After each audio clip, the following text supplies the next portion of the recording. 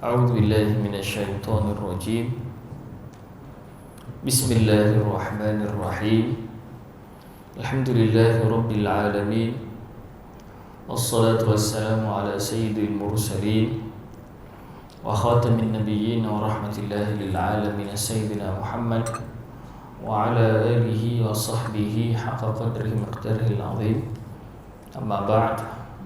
Saya hormati Tuan Pengerusi, Tuan Imam, para Bilal dari JK Surau Rahmaniyah, hadirin hadirat, muslimin muslimat dirahmati Allah Subhanahu wa taala. Assalamualaikum warahmatullahi wabarakatuh. Alhamdulillah kita dapat sekali lagi berhimpun pada malam ini untuk menyambung pengajian di dalam kitab Minhajul Abidin ila Jannati Rabbil Alamin, karangan Al-Imam Hujjatul Islam Al-Ghazali rahimahullah ta'ala.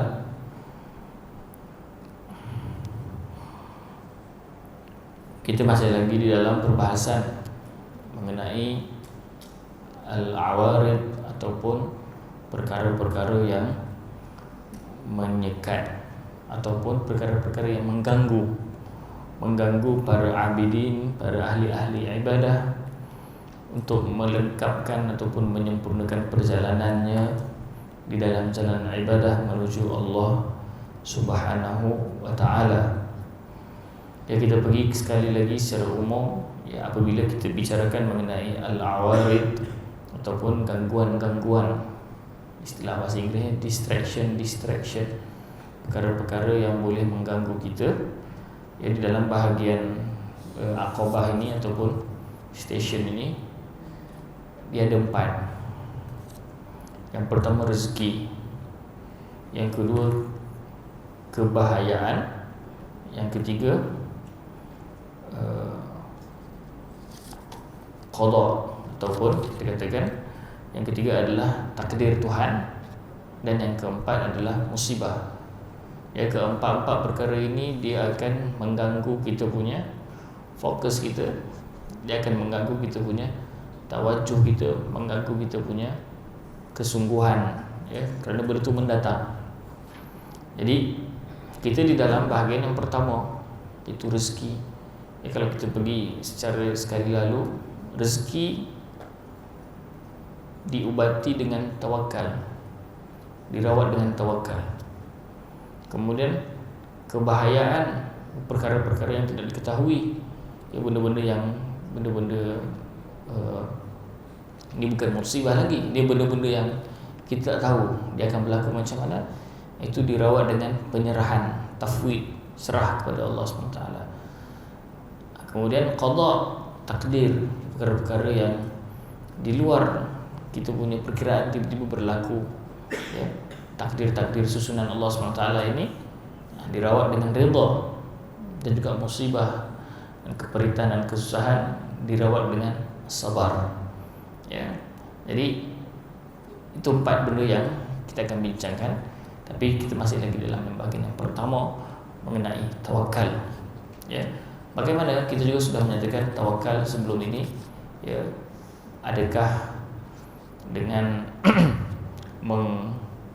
menambahkan usaha dia akan menambahkan rezeki ataupun tidak, ya, itu sudah dibahaskan oleh Al-Imam Al-Ghazali rahimahullah.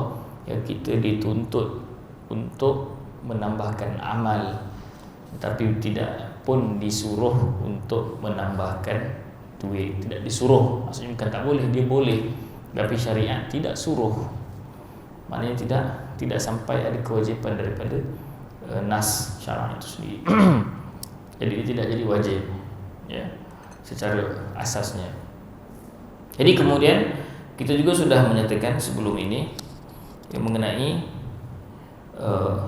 apabila seseorang itu, kita dah masuk ke belum, ya, adakah dia sudah sepatutnya dia membawa bekalan ataupun tidak membawa bekalan, ya. Itu tak masuk lagi. Kita contohkan, adakah semalam pada sebelum ini kita membezakan di antara menuntut rezeki dengan menuntut pahala. Ya, Al-Imam Al-Ghazali membawa syubhat. Kita tidak dituntut untuk mencari-cari maknanya tidak diwajibkan, kerana rezeki sudah tetap, tetapi kita diwajibkan untuk menuntut pahala, kerana pahala itu perkara yang datang secara bersyarat. Juga sudah kita nyatakan perbahasannya pada sebelum ini. Saya nak mengambil semula sekali lagi kata-kata Al-Imam, guru kepada Al-Imam Al-Imam Al-Ghazali rahimahullah ta'ala, pada muka surat 208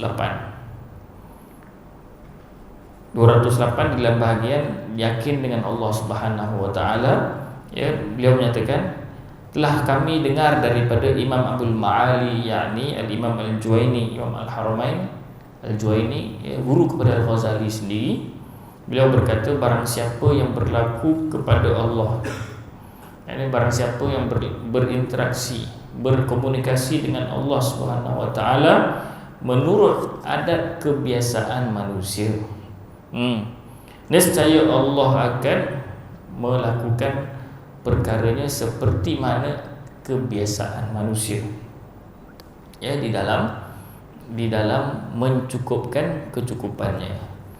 Ini saya nyatakan pada minggu lepas, kita akan urai sikit apakah maksud, Jadi yang dimaksudkan oleh Al-Imam Al-Haramain, Imam Al-Haramain Al-Imam Al-Juwaini rahimahullah ta'ala, meninggal pada tahun 478 Hijrah, guru kepada Al-Imam Al-Ghazali.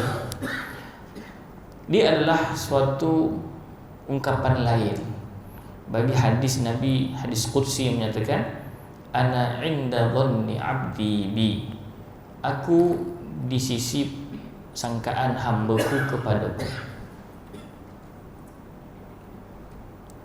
yang menunjukkan bahawa kalaulah kita merasakan Tuhan buat begini pada kita dengan cara ini, maka Tuhan akan jadi begitu.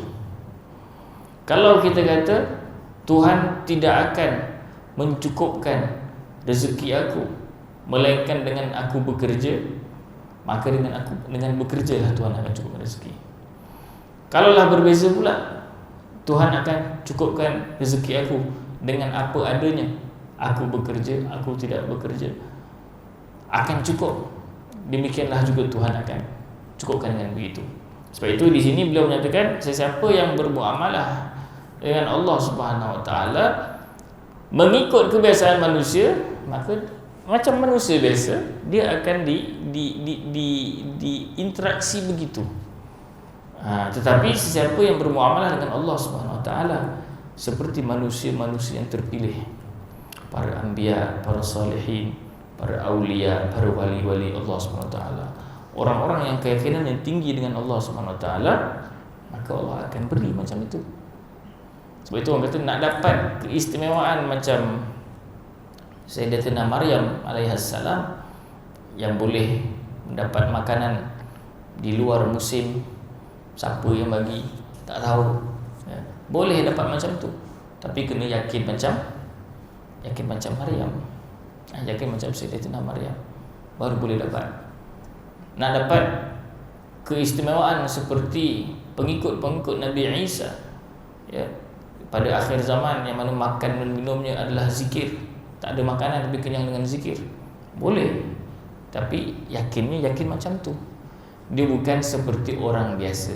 Orang biasa macam kita, ujung bulan tunggu payment, gaji masuk ke, kita rasa dengan gaji masuk itulah kita boleh bayar kereta, boleh bayar rumah, boleh bayar yuran, anak-anaknya, macam-macam lah hutang-hutang nak kena bayar. Kita rasa macam itulah. Sebab itu nuktah di dalam meningkatkan hubungan dengan Allah SWT ini adalah menambahkan keyakinan, meningkatkan keyakinan. Macam mana nak buat? Meningkatkan keyakinan itu ditingkatkan dengan mujahadah. Mujahadah demi mujahadah, maknanya melalui suatu proses melawan nafsu, proses ketaatan yang lama, supaya hati makin lama makin tidak terikat dengan dunia, lalu kita punya keterikatan dengan Tuhan makin kuat. Bila makin kuat keterikatan dengan Tuhan, makin kuat Tuhan akan menjaga kita. Dan makin kuat kita akan rasa Tuhan jaga kita dengan segala sudut. Tanpa segala sebab. Tuhan boleh bagi kita hidup dengan sebab, boleh bagi kita hidup tanpa sebab. Dengan kerja, tanpa kerja. Dengan duit, tanpa duit. Boleh hidup. Boleh. Tapi sebab kita dah terbiasa dengan adat kebiasaan manusia, lalu kita merasakan rezeki itu begitu. Itulah yang menjadi kebiasaan penghalang manusia untuk menambahkan ketergantungan. Kerana kebiasaan yang dilalui, yang dilalui sehari-hari, yang menjadikan kita hanya mampu berinteraksi, bermuamalah dengan Allah Subhanahu Wa Taala pada kadar kebiasaan manusia. Sebab itu bila kita belajar ilmu, kita katakan ilmu tasawuf ataupun ilmu tazkiyah ataupun ilmu hati dan seumpamanya, isu utamanya bukanlah pada luaran kita buat apa, buat macam mana, strategi kau benda ke. Isunya adalah pada isu ketergantungan hati itu, bekerja ke tidak bekerja ke, cari duit ke tak cari duit ke, itu semua luaran. Yang paling tinggi nilaiannya ataupun yang dijadikan perkiraan utamanya adalah pada perbahasan hati. Itu salah satu syarahan. Kita lihat bagaimana barang siapa yang berinteraksi dengan Allah Subhanahu Wa Taala seperti mana manusia biasa, adat kebiasaan manusia, maka Allah akan juga berinteraksi dengan dia dengan begitu, dia dalam memberikan kecukupan. Tapi kalau kita ada satu formula hidup yang lain, formula hidup para nabi, formula hidup para wali, para solihin, para siddiqin, maka Allah akan bermuamalah dengan kita dengan mereka. Memanglah kita rasa seronok, Allah boleh beri kita rezeki di luar perkiraan kita. Tiba-tiba ada je orang bagi duit, tiba-tiba ada je cukup. Kita ingat kalau kira-kira tak cukup, tiba-tiba hujung bulan cukup. Kita rasa seronok macam itu. Tapi kita tak tahu apa yang dilalui oleh mereka. Para solihin ni sabarnya panjang, redanya tinggi, tidak merungut, tidak bergantung pada manusia. Kalau duit tak ada, dia tak meminta-minta, dia senyap aja. Rumah tak ada makanan, dia senyap aja, dia redha. Dia tak adalah merungut, menyesal pula aku tak cari kerja, menyesal pula aku tak buat gini, menyesal pula. Orang yang soleh dia tak ada benda itu. Kita nampak yang cantik-cantik tapi kita tak perasan Allah Subhanahu Wa Taala memberikan dia keistimewaan-keistimewaan kerana mereka ini memang istimewa. Berikan mereka perkara-perkara yang di luar perkiraan kerana mereka pun melakukan perkara-perkara di luar perkiraan manusia biasa. Sebab itu Al-Imam Ibn Athaillah yang menyatakan, kaifa tuhraqu lakal awaid wa anta fi nafsika lam takhriq li nafsikal awaid. Bagaimana kamu boleh tercari adat untuk kamu sedangkan kamu sendiri tidak keluarkan diri kamu daripada adat kebiasaan, perkara-perkara biasa. Jadi kita nak jadi luar biasa, kita nak Allah beri kita benda yang luar biasa, kita kena jadi luar biasa. Itu dia punya kunci. Kita nak Allah Subhanahu Wa Taala berikan kita perkara-perkara yang hebat, perkara-perkara yang rahmatnya yang luas, rezekinya yang luas, di luar perkiraan. Kita pun kena juga begitu. Tidak boleh mesti begini, mesti tak boleh. Mesti ni jadi seolah-olah memframekan Tuhan punya perihal pada kita. Okey, kita sambung pada muka surat 208, iaitu sebaik-baik bekalan adalah taqwa. Qala al-musannif rahimahullahu taala wa nafa'ana bi wa bi ulumi fid dharain amin. Sebaik-baik bekalan adalah taqwa. Ini yang ditulis oleh penterjemah, itu bukan karangan musannif, karangan Al-Imam Al-Ghazali, bukan. Penterjemah dicuba mensubtopikkan. Maka jika engkau berkata, ditimbulkan lagi persoalan. Tadi kamu kata seolah-olah maknanya serahlah pada Tuhan, Tuhanlah akan uruskan kamu. Kemudian dijawab, bukankah Allah Subhanahu wa taala berfirman, a'udzubillahi minasyaitonir rajim, wa tazawwadu fa inna khairaz zadit taqwa. Dan ambillah bekalan, sebaik-baik bekalan itu adalah takwa. Allah suruh ambil bekalan, maknanya kena simpan, maknanya kena ada bekalan. Ni Allah suruh, dah jadi wajib. Kemudian Allah kata sebaik-baik bekalan adalah takwa. Jadi macam mana nak jawab? Lalu Al-Imam Al-Ghazali rahimahullah cuba menjawab kefahaman ayat itu dengan dua pandangan. Maknanya seolah-olah nak katakan dengan ayat ini maka wajiblah kita membawa bekalan, membawa bekal, mencari asbab, maknanya untuk hidup dan seumpamanya ini, ya.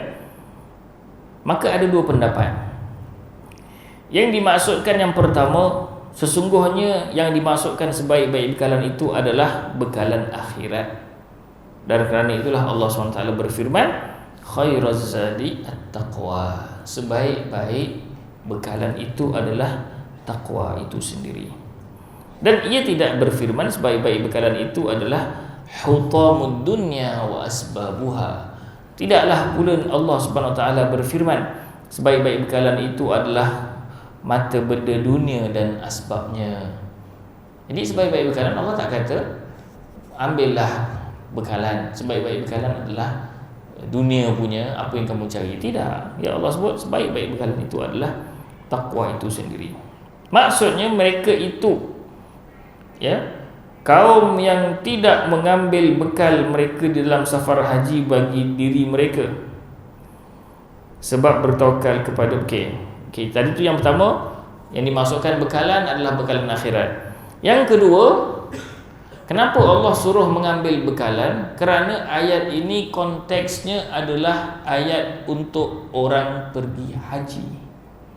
Memang di dalam ayat itu ayat untuk orang pergi haji, konteksnya. Jadi di kalangan orang pergi haji ini ada sesetengah manusia yang sengaja tak nak bawa bekalan kerana malas nak bawa barang.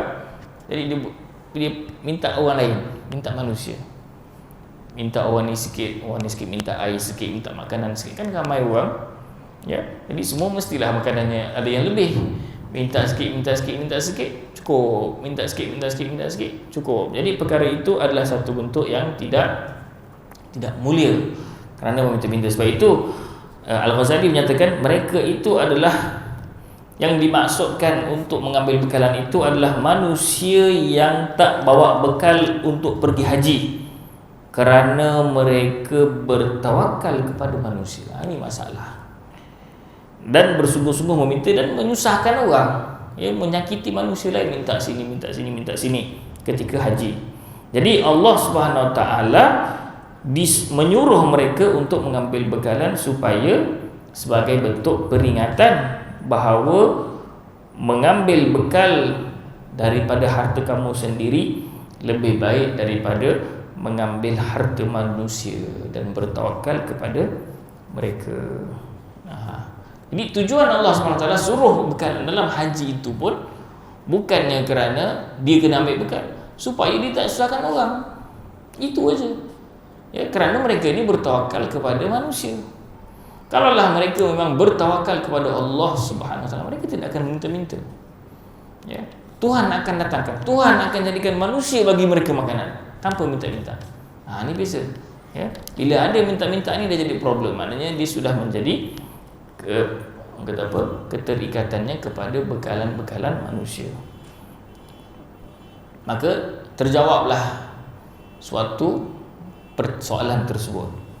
Kemudian Al-Ghazali menyambung lagi, iaitu pada muka surat 209 ni, pergantungan hati dengan Allah bukan dengan rezeki. Maka jika engkau kata orang yang bertawakal itu, ya, kamu kata orang yang bertawakal itu, adakah ia membawa bekal bersamanya di dalam perjalanannya?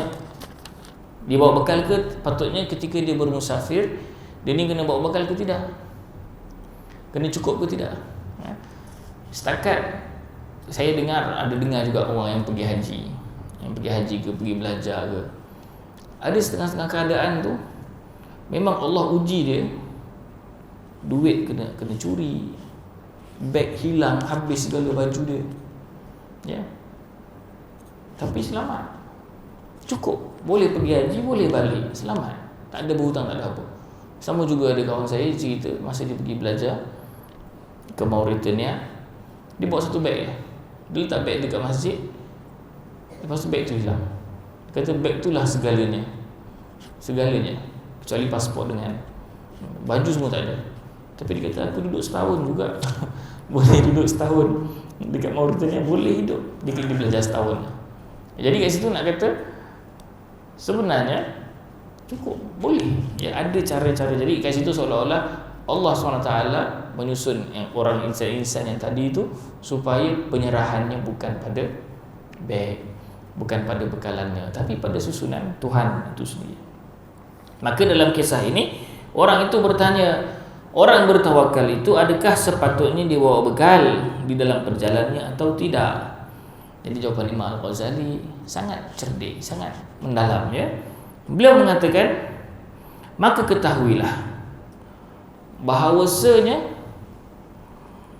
terkadang ia membawa bekalan tetapi hatinya tidak berpegang dengannya.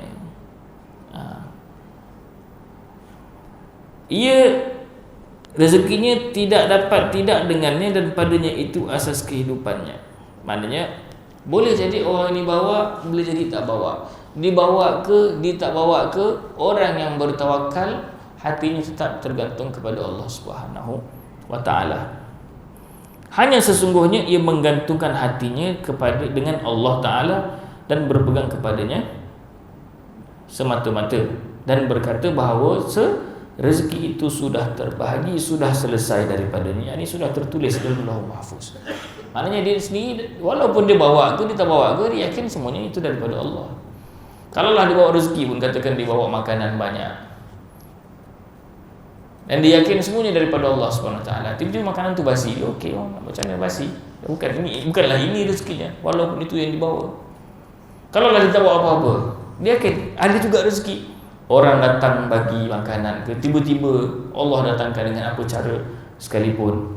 Jadi benda itu bukan dikira bawa ke tak bawa ke, tapi dikira pada pergantungan hati itu sendiri. Dan Allah SWT jika ia kehendaki, ia boleh menegakkan tubuhku dengan ini atau dengan yang lainnya. Maksudnya kalau Allah nak, Allah boleh jadikan roti kita itu cukup, sama ada dengan roti ataupun dengan benda lain. Dan kadang-kadang orang yang membawa bekal pula, dia bawa tu bukan untuk dia, tetapi terkadang ia membawa dengan niat yang lain, iaitu untuk menolong orang Muslim atau seumpamanya. Jadi boleh jadi orang yang dalam perjalanan dia bawa bekalan, kadang-kadang bukan untuk dia, dia bawa tu untuk orang lain. Macam kita pergi masuk hutan, naik Pajero ke, naik apa kan, off-road tu kan, kita bukannya bawa minyak penuh kita je, bawa juga berapa tong minyak yang lain. Untuk kita ke? Tak semestinya, untuk orang lain sekali. Kalau untuk kita mungkin cukup pergi balik, tapi itu untuk orang lain sekali. Itu biasa, ya, perkara-perkara yang demikian itu. Jadi kalaulah dia bawa bekal pun, dia tidak meletakkan pergantungan dia pada bekal itu, dia meletakkan pergantungan kepada Allah Subhanahu Wa Taala. Boleh jadi bekal itulah rezekinya, boleh jadi bukan, dan boleh jadi bekal itu untuk orang lain.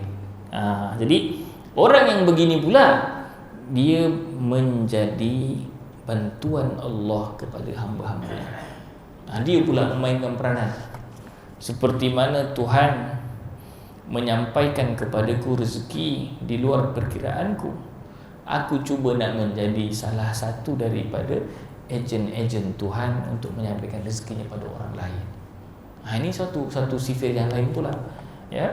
Dia bukan sekadar melihat dirinya, tetapi dia melihat dirinya itu dipermudahkan untuk membantu orang lain.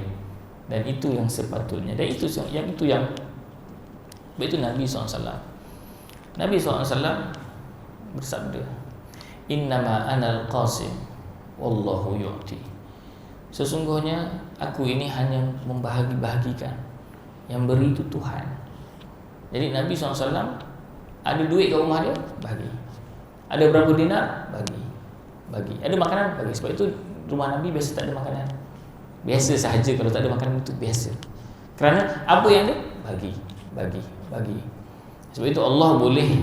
Sebab itu kalau kita lihat betapa besarnya ya anugerah Allah kepada Nabi, kerana Nabi sallallahu alaihi wasallam dia bukan bermuamalah dengan Tuhan dengan muamalah orang biasa.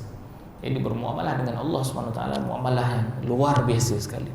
Yang mana kalau kita orang biasa kita kata tak masuk akal, ya.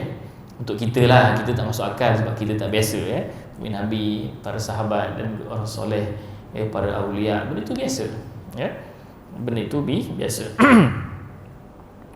Kelakuan itu, perkara memikul zat ataupun memikul bekalan itu bukanlah dikira pada mengambil rezeki ataupun meninggalkannya. Hanya sesungguhnya kelakuan itu pada hati, pada ketergantungan. Janganlah digantungkan hatimu melainkan dengan janji Allah dan elok padaan dan jaminannya. Jadi kita jangan menggantungkan hati. Sebab itu sebelum ini ada salah seorang ahli Korea bertanya, "Habis tu nak kerja ke nak duduk rumah?" Ya, dan saya jawab lebih kurang, dan itu juga jawapan yang ada di dalam syarahan kitab ini oleh Syekh Zainuddin Dahlan. Boleh duduk rumah tapi hati tu jangan fikir orang bagi duit. Macam mana? Boleh tak nak bekerja tapi jangan menanti-nanti orang ketuk pintu. Ni ada tepung, ni ada beras ni. Kalau hati kita masih fikir orang bagi duit kat kita, baik pergi kerja. Tapi kalau kita duduk rumah untuk kita berzikir, berdakwah, berfikir, baca Quran, beribadah, tak fikir langsung pasal siapa nak bagi duit hari ni, aku nak makan apa hari ni, apalah nasib aku hari ni, apa benda semua. Kalau tak fikir benda tu, boleh duduk rumah, boleh tak bekerja maksudnya. Tapi kalau tidak bekerja tetapi hati fikir, macam mana aku nak makan ni, siapa nak bagi aku makan hari ni, siapa pula hari ni semalam ayam masak merah, bila nak dapat kambing pula. Sudah, kalau macam tu baik kau pergi kerja. Kerana hatinya terikat dengan manusia. Orang yang terikat dengan tu tak fikir manusia nak bagi apa, bagi tak bagi tak apa. Kerana kalau lapar dia sabar, kerana hatinya terikat semata-mata dengan Allah Subhanahu wa Ta'ala. Maka berapa ramai orang yang membawa bekalan tetapi hatinya bersama dengan Allah Subhanahu wa Ta'ala, bukan pada bekalannya. Berapa ramai orang bawa rezeki, bawa makanan, bawa banyak bekalan-bekalan, bergantungnya dia bukan pada bekalan itu, bergantungnya pada Allah yang menjaganya. Bekalan itu boleh jadi Tuhan bagi rezeki melalui bekalan itu, boleh jadi Tuhan bagi rezeki dengan benda yang lain. Benda itu semuanya tidak ada apa-apa kesan kepada keyakinan seseorang yang bertawakal. Dan berapa ramai pula orang yang meninggalkan bekalan tetapi hatinya bersama dengan bekalan, tidaklah bersama dengan Allah. Ini berbeza pula. Dia tak bawa bekal tapi hasil fikir, apa dah aku nak makan ni, dah tak cukup ni, apa benda macam mana. Dia tak ada bekalan, nampak macam bertawakal, tetapi orang itu hatinya bergantung kepada rezeki, bergantung kepada manusia. Kalaulah begitu, maka bila kita dah kata boleh jadi yang bawa bekalan itu hatinya lebih kuat, boleh jadi yang tak bawa bekalan itu hatinya lebih tak kuat, lebih bergantung kepada makhluk, lebih bergantung kepada rezeki yang ada, maka benarlah bahawa hakikat ketergantungan itu adalah pada hati. Tawakal itu pada hati.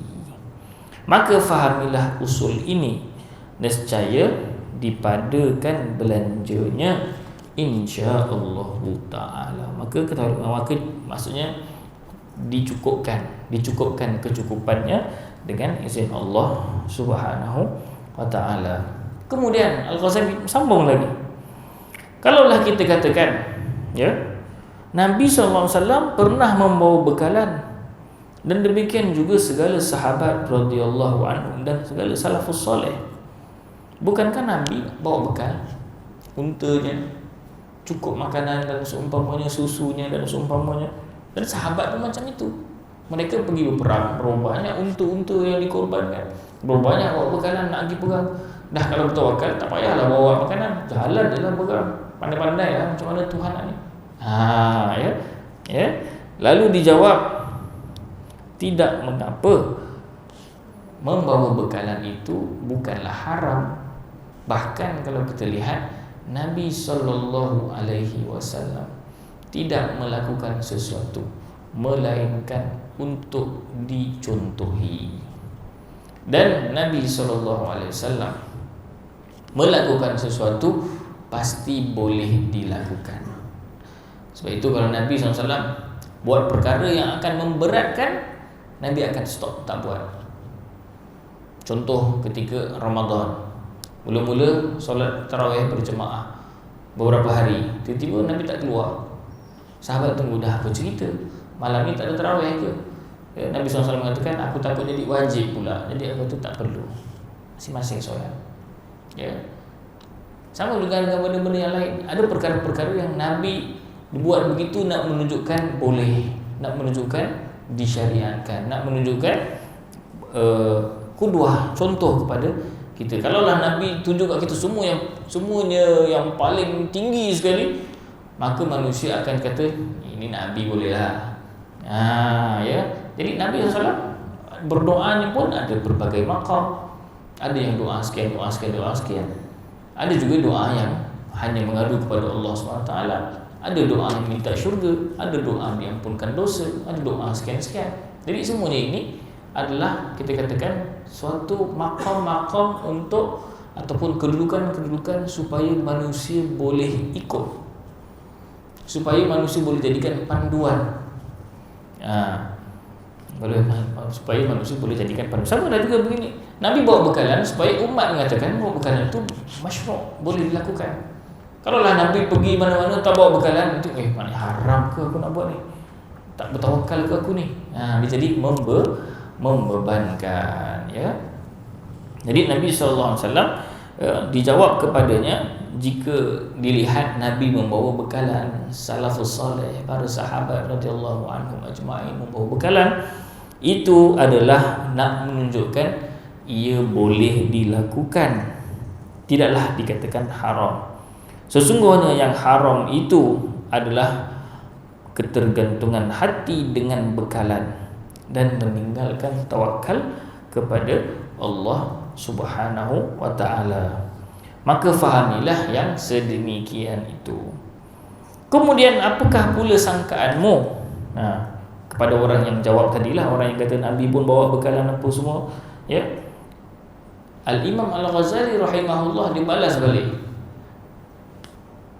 Apakah sangkaanmu dengan Rasulullah sekiranya Allah Subhanahu wa taala sendiri dah berfirman, wa tawakkal 'alal hayyil ladzi la yamut, dan berserahlah, bertawakallah kepada yang maha hidup, Tuhan yang maha hidup dan tidak mati. Jadi itu arahan. Allah SWT suruh Nabi bertawakal dengan Allah yang maha hidup dan tidak mati.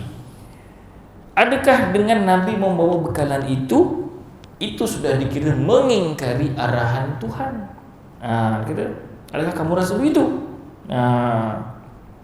Adakah Nabi telah menyalahi perintah Allah pada yang demikian itu, maknanya pada ayat ini, dan menggantungkan hatinya dengan makanan dan minuman atau dirham dan dinar? Pasti tidak.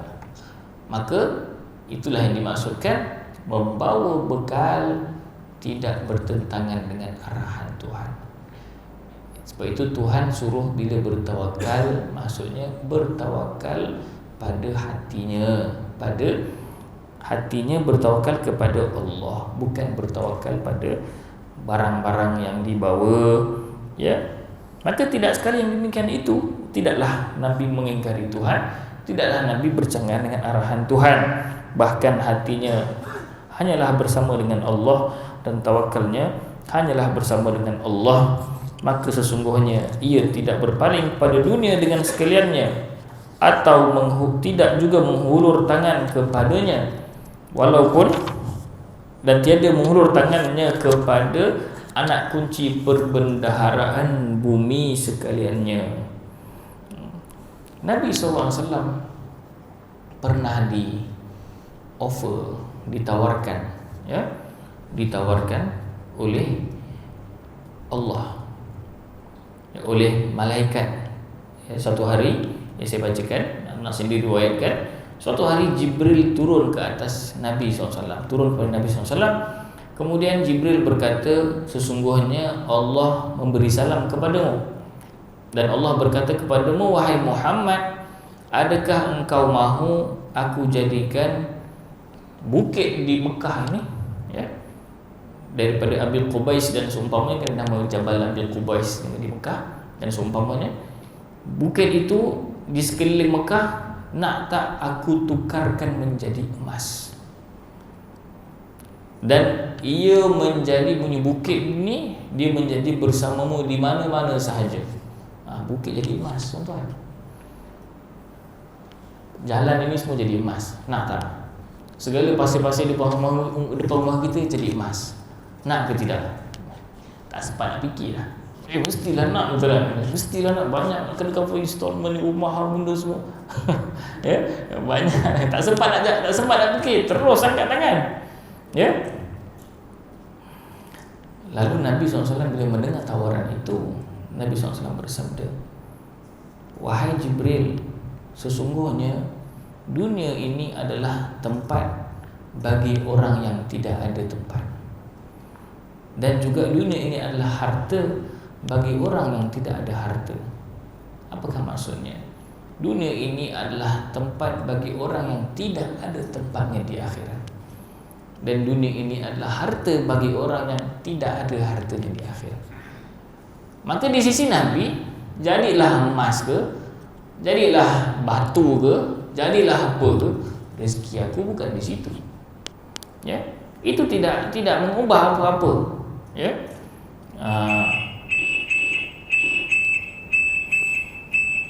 Nabi SAW menyatakan yang akan mengumpulkan perkara itu, yakni harta-harta, tempat-tempat harta-harta di dunia ini, dia hanya dikumpulkan oleh orang yang tidak berakal.